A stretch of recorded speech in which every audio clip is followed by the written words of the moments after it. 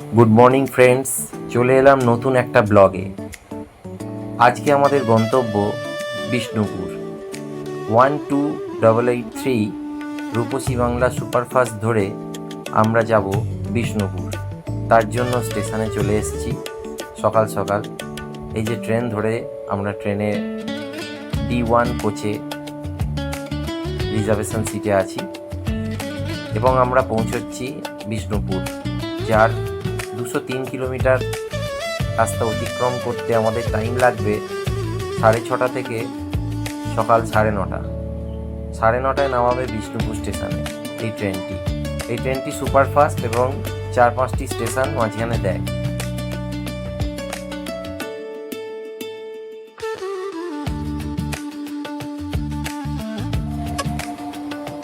আস্তে আস্তে আমরা বিষ্ণুপুরের পথে অগ্রসর হলাম এবং সকাল 9:30 বিষ্ণুপুরে ঢুকলাম। আমাদের ওখানে আগে থেকেই টোটো বলা ছিল, যেটি আমাদের নিয়ে যাবে রাধানগর গ্রামে। সেখানে আমাদের আজকের গন্তব্য। আমরা অ্যাকচুয়ালি যাচ্ছি গাজনের মেলা দেখতে, যেটি আমরা অনেক দিন ধরেই যাবো ভাবছিলাম, এবং গাজনের মেলাটি ওখানে খুবই সুন্দর হয়। আমাদের কিছু জিনিস জানা ছিল, কিছু জিনিস অজানা ছিল। সেই অজানাকে জানতেই আজকে আমরা পাড়ি দিলাম বিষ্ণুপুর। এই যে শ্লোক আমাদের সাথে যাচ্ছে এবং আমরা বিষ্ণুপুর থেকে আস্তে আস্তে সেখানে নেমে আমরা পৌঁছে গেলাম টোটোর দিকে। টোটোর পথে গিয়ে আমরা বিষ্ণুপুর স্টেশন, এখানেই দাঁড়িয়েছিল টোটো করে আমরা যাচ্ছি। রাস্তায় আমরা এখন এসছি রাধানগর গ্রাম বা বিষ্ণুপুরের। সেখানে একটা সুন্দর হিডেন একটা জায়গা আছে, সেটা আমরা অনেক বছর আগে এসেছিলাম। আমি অ্যাকচুয়ালি হেঁটে এসেছিলাম এখান থেকে, প্রায় 1.5 কিলোমিটার ফরেস্টের ভেতর। তো ফরেস্টের ভিউটা দেখিয়ে দিই 360 ডিগ্রি, বুঝতে পারছেন। পুরো শাল পাতার জঙ্গল, শাল গাছের জঙ্গল, হ্যাঁ। আর এদিকে পুরো দোলনা বাচ্চাদের করা। আর এবার যে জায়গাটা আমরা যাব, সেই জায়গাটা হচ্ছে শালবাঁধ, একটা ছোট্ট সুন্দর জায়গা। মানে আমরা ঘুরতে এসেছি যখন, একটু এনজয় করবো। এই যে বাইক নিয়ে এসেছি, এই বাইকে বুককার আমার মিসেসকে চাপিয়ে, টুম্পাকে চাপিয়ে চারদিকে ঘুরছি। আর এটা পুরোপুরি আমাদের দেখাচ্ছে সুজু, টুম্পার মাসির ছেলে।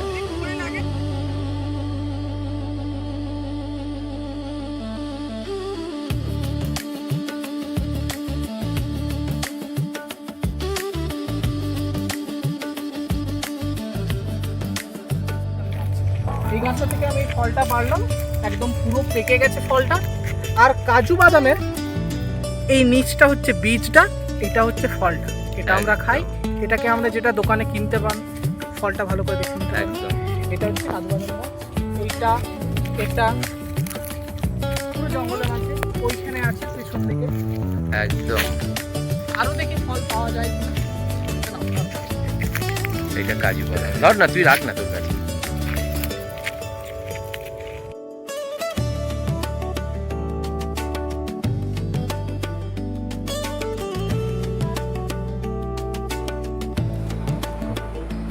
যেই উদ্দেশ্যে আসা, সেই গাজনের মেলায় আমরা প্রত্যেকে চললাম। সামনেই কিছুটা দূরে, 1/2 কিলোমিটার দূরে গাজনের মেলা হয়েছে।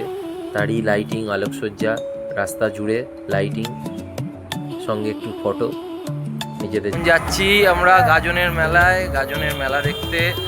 আর বুঝতেই পাচ্ছেন রাস্তাঘাটে আলো ফালো আছে, একদম দারুণ। তো দেখবো এখানকার কত সুন্দর, কিভাবে গাজনের মেলা হয়।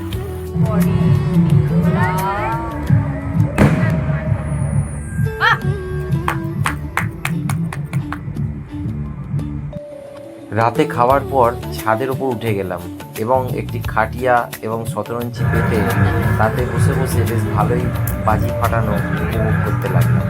দূরের মাঠে বাজি ফাটানো হচ্ছিল, আমরা সবাই বসে সেটা অনুভব করছিলাম। খুবই সুন্দর দৃশ্য। এই দেখতে পাচ্ছেন কত মানুষ বসে আছে ছাদে। আমরা প্রায় 20-25 জন বসে দূরে মাঠটিতে গাছবোম এবং সেই বড় বড় রকেট বা যেগুলো ফুলঝুরি বা এরকম টাইপের সেগুলো ফাটানো হয়, সেগুলো দেখছিলাম। কত অপূর্ব জিনিস। সারা রাত দেখার পর আমরা ভোরবেলা ফিরে এলাম। ভোরবেলা এসে ব্রেকফাস্ট হলো আমাদের চপ, গরম গরম চপ। তারপর আমরা একটি দোকানে চলে গেলাম।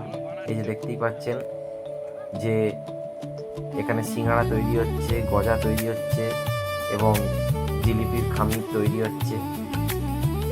এইরকম সব বিভিন্ন ধরনের মিষ্টি এখানে তৈরি হচ্ছে। আমি সেটা তুলে দেখানোর চেষ্টা করেছি এবং যার ছবি তুলছিলাম সে খুবই আনন্দ পাচ্ছিল যে কলকাতা থেকে এসে আমাদের ছবি তুলছে। তো যাই হোক, এগুলো দেখে আমরা বাড়ি ফিরলাম। আর আমি যেখানেই যাই একটু বাজারটা ঘুরি, বাজারে কি পাওয়া যায়। এই এত বড় বড় ল্যাংচা, চমচম সব 5 টাকা 10 টাকা পিস, মানে দেখবার মতো। সকালবেলা মেঘ করে একদম আকাশ কালো মেঘে ঢেকে দিল। মনে হলো বেশ বৃষ্টি হবে, যেহেতু বিষ্ণুপুরের ওয়েদার খুবই গরম ছিল তখন। তো আমরা একটু স্বস্তির নিঃশ্বাস ফেললাম। বৃষ্টি হলো ভালোই, প্রচুর বৃষ্টি হলো। আর ঘরের দাপটটাও সেরকমই ছিল। আমরা তখন একটি বাড়িতে নিমন্ত্রণ করেছিলাম, সেখানে পেটপুরের পুজো করার আগেই বৃষ্টি চলে এলো। আমরা সেইটাকে উপভোগ করলাম। মানে প্রচুর ঝড়ঝঙ্কা, বৃষ্টিপাত, বাজ পড়া, সেটা হওয়ার পর আমরা দুপুরের খাবার সেরে আমরা বিকালের উদ্দেশ্যে রওনা দিলাম গাজনের মেলা, যেটার জন্য এখানে আসা। গাজনের মেলা অপূর্ব সুন্দর। সারা মাঠ জুড়ে নাগরদোলা, বাচ্চাদের রাইড, তারপরে বিভিন্ন ধরনের অ্যাক্টিভিটি আছে, যেখানে আমার বুক্কাও উঠলো চড়লোই, দেখতে পাচ্ছেন বুক্কা উঠছে উপরে। এবার ওরা একটু আনন্দ উপভোগ করলো। যেহেতু আমার এসবে ভয় লাগে, আমি কোনোদিন উঠি না। মেলাতে প্রচুর আনন্দ হলো। মেলাতে খাওয়া দাওয়া, জিনিস কেনাকাটা এসব হওয়ার পর আমরা রাত্রিরে মেলাতে খাওয়ারই প্ল্যান ছিল। সব জিনিসপত্র মেলা থেকে কেনাকাটা চলছে। জিলিপি ভাজছে গরম গরম, সব কিছুই যেমন মেলাতে হয়। তবে আমাদের এক্সপিরিয়েন্সটা একটু অন্য ছিল। আমরা অনেক দূরে মেলায় গেছি। একটু জিলিপি খেয়ে নিলাম, একটু লস্যি খেয়ে নিলাম, তারপর মোমো, চিকেন পকোড়া সবই খেলাম।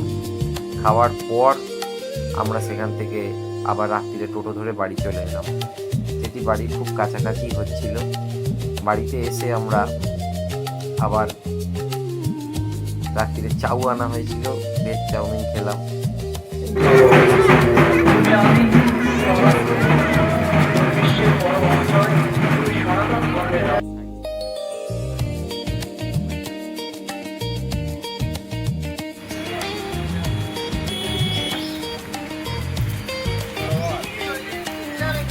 হাই ফ্রেন্ডস, আমরা আজকে যাচ্ছি সাইট সিনে। বিষ্ণুপুরে আমরা আছি, বিষ্ণুপুরে এসছি, আর সাইট সিন হবে না তা তো নয়। তো আজকে যাব রাসমঞ্চ আর দলমাদল কামান, এগুলো যারা যে দর্শনীয় স্থানগুলো, ছিন্নমস্তার মন্দির সব দেখতে যাব। তো এই যে লোকের সাথে দেখা করে নাও। আর আছে সুজু আমাদের সাথে যাচ্ছে একসাথে। আর এদিকে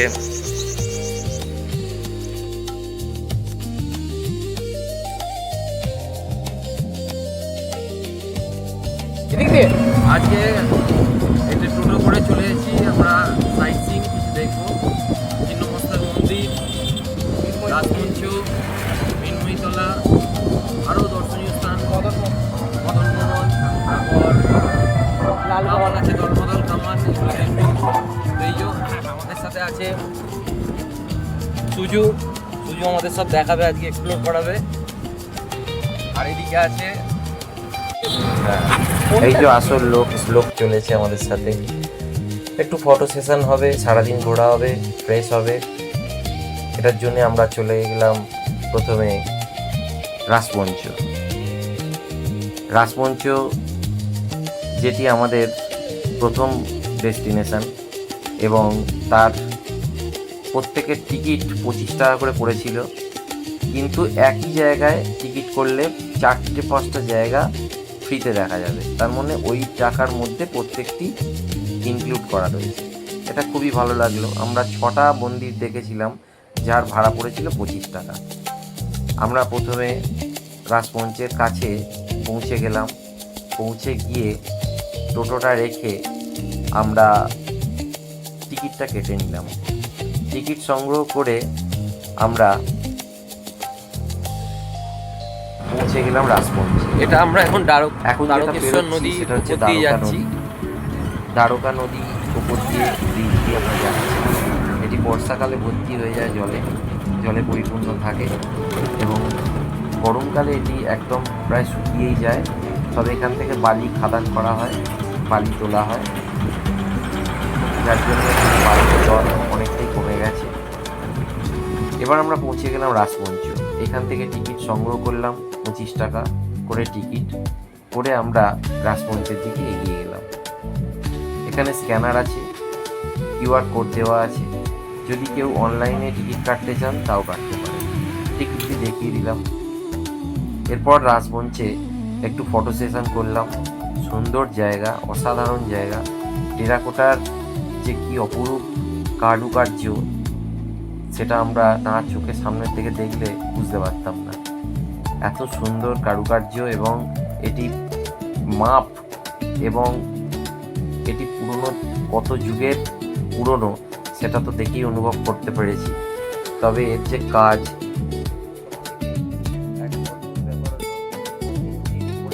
থাকলেও কোনোদিকে তার ছাওয়া দেখা যায় না।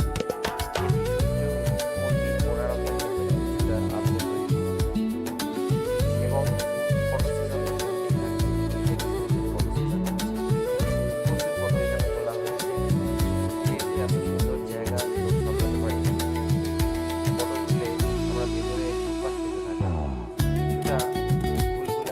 সত্যি কথা অসাধারণ। বিষ্ণুপুরের এই অপার পার্থিব্য জায়গা আমি অনেক দিন ধরে আসার জন্য চেষ্টা করেছি, তো আসতে পারিনি। আজকে এসেছি। আমার সাথে আমার ফ্যামিলি আছে, সুজু আছে। আর অসাধারণ মাটির কাজ যে কি জিনিস, এই যে দেখতে পাচ্ছেন আপনারা, এর একদম মানে এটাকেই আমরা অন্তত 40 মিনিট ধরে দেখে যাচ্ছি, ফটোশ্যুট করছি। মানে দেখবার মতো সত্যি। যা বানিয়েছে যারা আগেরকার মানুষ, যাদের মাথায় এত মানে প্ল্যানিং, এত চিন্তা, এত সুন্দর, তো সেটা তো মানে তারিফ করতে হয়, সত্যি কথা। এরপর পৌঁছে গেলাম দলমাদল। এটি একটি কামান, বিখ্যাত দলমাদল কামান। আমরা সবাই নাম শুনেছি, চাক্ষুষ দেখে নিলাম। ভেতরে ঢুকে খানিকটা ফটো সেশন হয়ে গেল এবং সেখান থেকে বেরিয়ে আবার পৌঁছে গেলাম আমরা মা ছিন্নমস্তার মন্দিরে।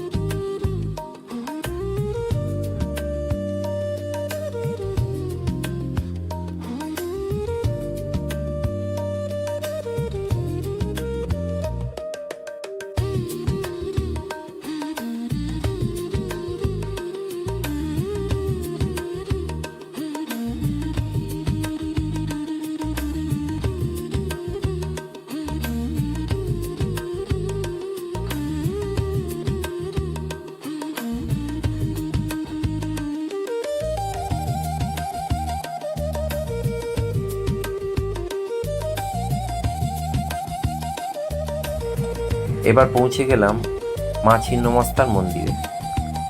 অতি প্রাচীনতম এই মন্দির, খুবই সুন্দর, ভেতরটি শীতল। আমরা ঘুরে দেখলাম এবং পৌঁছে গেলাম একটি সাধু বাবার কাছে।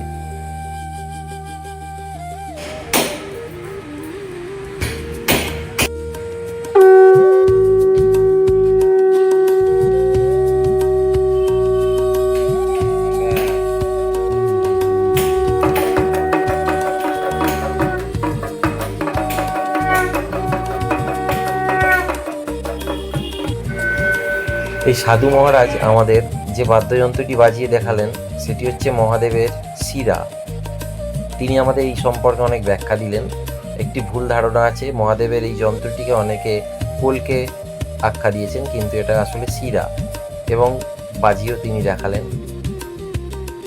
এরপর এই মন্দিরটি দেখে অল্প সময় কিছুটা কাটিয়ে আমরা আরেকটি মন্দিরে পৌঁছে যাব।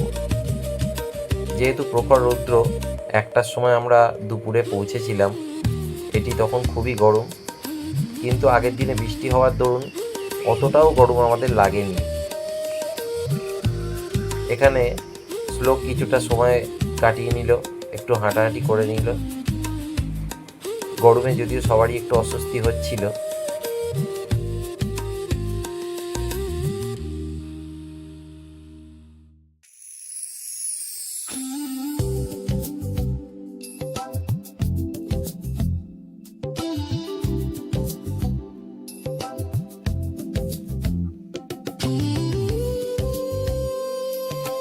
এসছি রাধামাধব মন্দির, আর টোটোয় করে আজকে আমরা সাইট সিন করতে বেরিয়েছি। প্রচণ্ড গরম, কিন্তু বিশ্বাস করুন কষ্ট হচ্ছে না সেরম, কারণ আমরা ওয়েদারটা কালকে যেহেতু বৃষ্টি খুব হয়েছে তার জন্য ওয়েদারটা খুবই ভালো।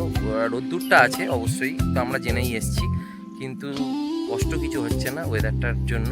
হাওয়াটা দিচ্ছে টোটো করে যাচ্ছি যখন, তো এই এসছি আমরা, দেখাবো।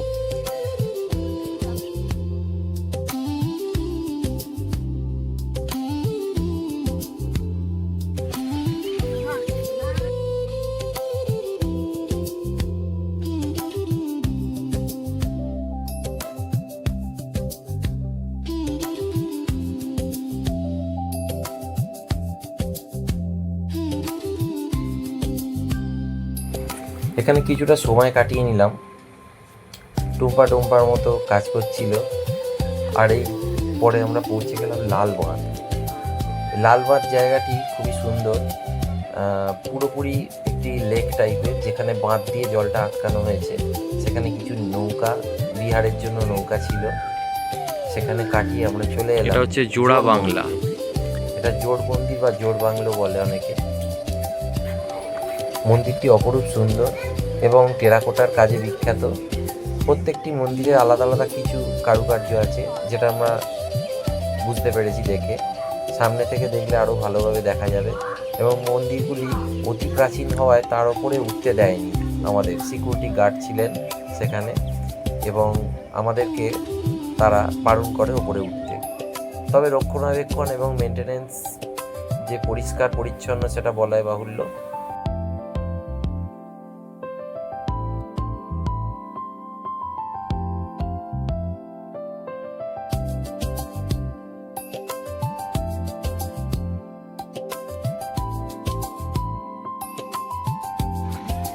এখানে মাটির কারুকার্য করা কিছু জিনিস, যেগুলি ওখানকার বিখ্যাত, সেগুলি বিক্রি হচ্ছিল।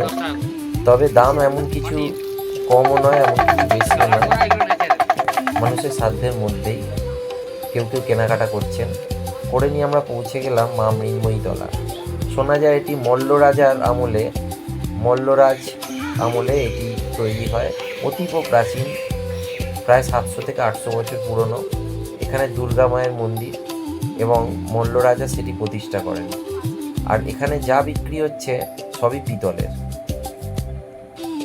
পিতলের জিনিসগুলি অসাধারণ দেখতে, যদিও তার দাম অনেকটাই বেশি, তবে সাজানোর মতো খুবই সুন্দর জিনিস। এখান থেকে পেতলের দুটি জিনিস আমরা কিনেছিলাম। দেখতেই পাচ্ছেন এই পেতলের জিনিসগুলি প্রচুর দাম। একটি দুর্গা মূর্তির দাম প্রায় 6 থেকে 7 হাজার টাকা। তাহলে বুঝতেই পারছেন কতটা দাম। তবে মৃন্ময়ীতলাটা আমার খুবই ভালো লেগেছিল। ঠান্ডা, পরিষ্কার পরিচ্ছন্ন, এবং একটি জমিদার বাড়ির আদলে তৈরি। এই কামানটি আমরা সংগ্রহ করেছিলাম, এবং এখান থেকে বেরিয়ে আমরা একটু ঠান্ডা লস্যি খেয়ে নিলাম। এতটাই গরম পড়েছিল যে আর সত্যি পারা যাচ্ছিল না। তো এখান থেকে বেরিয়ে বাইরে একটি লস্যির দোকানে আমরা লস্যি খেয়েছিলাম, এবং শরীরটা ঠান্ডা করে আবার বেরিয়ে পড়লাম অন্য গন্তব্যে। দেখতেই পাচ্ছেন এখানে কত সুন্দর সুন্দর জিনিস বিক্রি হচ্ছে, এর লোক আপনারা সামলাতে পারবেন না। তো এই দোকান থেকে আমরা লস্যি খেয়েছিলাম। খেয়ে আমরা সামনের একটি ছোট মন্দির দেখে, ভাবতে পারছেন এই যে দরজাটা দেখাচ্ছি, এটা হচ্ছে মুখ্য দোয়ার, মানে মৃন্ময়ী মাতার মন্দিরে যাওয়ার জন্য দেখলে যেটা একটা মল্ল দুর্গ রাজারা মনে হলেও প্রতিষ্ঠা এটি হচ্ছে করেছিলেন মুখ্য মল্ল দুয়ার, রাজার আমলে। যেটি হ্যাঁ, মিনমুইতলা যাওয়ার সেইখানে মুখ্য এই দুয়ার, মন্দিরে মানে প্রবেশ পথ হচ্ছে গেট। এইটা, মানে এই এত এটা মল্ল সুন্দর রাজার একটা আমলে গেট তৈরি শুধু হয়েছিল, মন্দিরে যাওয়ার অসাধারণ জন্য, দেখতে। মানে এটা আমরা অসাধারণ। কিছুটা সত্যি ফটো কথা, সেশন করে ভাষায় নিলাম, প্রকাশ করা যাবে না এসব করে নিয়ে কাজ, আবার হাতের টোটো ধরে কাজ, বেরিয়ে বুঝতে গেলাম। পারছেন, যেহেতু একটা গরমটা দুর্গ টাইপের প্রচণ্ড মনে হলো লাগছিল, আমার। তা দুটো রাস্তায় দুটো যেতে বেজে যেতে হঠাৎ গেছিল। ইচ্ছে হলো দাঁড়িয়ে প্রায় পড়লাম, দাঁড়িয়ে পড়ে এই জায়গাটা তখন দেখে নিই। আমাদের দুপুরে গিয়ে লাঞ্চ করবারও সময় হয়ে এসেছিল, যার জন্য অল্প সময় একটু ফটো সেশন করে এখান থেকে বেরিয়ে পড়লাম বাড়ির উদ্দেশ্যে। আজকের মতো সাইট সিন এখানেই কমপ্লিট। এটি দেখে আমরা বাড়ি যাওয়ার পথে দেখতে পেলাম যেটি গাজনের মেলায় বান ফোড়া হয়, সেই অনেকেই শুনেছেন, জিভের মধ্যে শিক গুজে বা পিঠের মধ্যে শিক গুজে তাকে উপরে ঘোরানো হয় দড়িতে ঝুলিয়ে। সেই বিষ্ণুপুরে এসছি আর দেশি মুরগির মাংস খাবো না তা হয়, তাই মেসোকে বলে আনানো হলো দেশি মুরগি। টুম্পা সেটাকে ভালো করে রান্না করলো কাঠের জালে, আর কাঠের জালে ধোঁয়ার স্মোকি গন্ধ একটা অসাধারণ মানে কম্বিনেশান। তো সেটা খেয়ে দুপুরবেলার খাবার ছিল। দুপুরবেলা আমাদের দেশি মুরগি দিয়ে ভাত খাওয়া হলো, আরও অনেক রকম মেনু ছিল। তো এটাই দেখছেন কাঠের জালে রান্না হচ্ছে।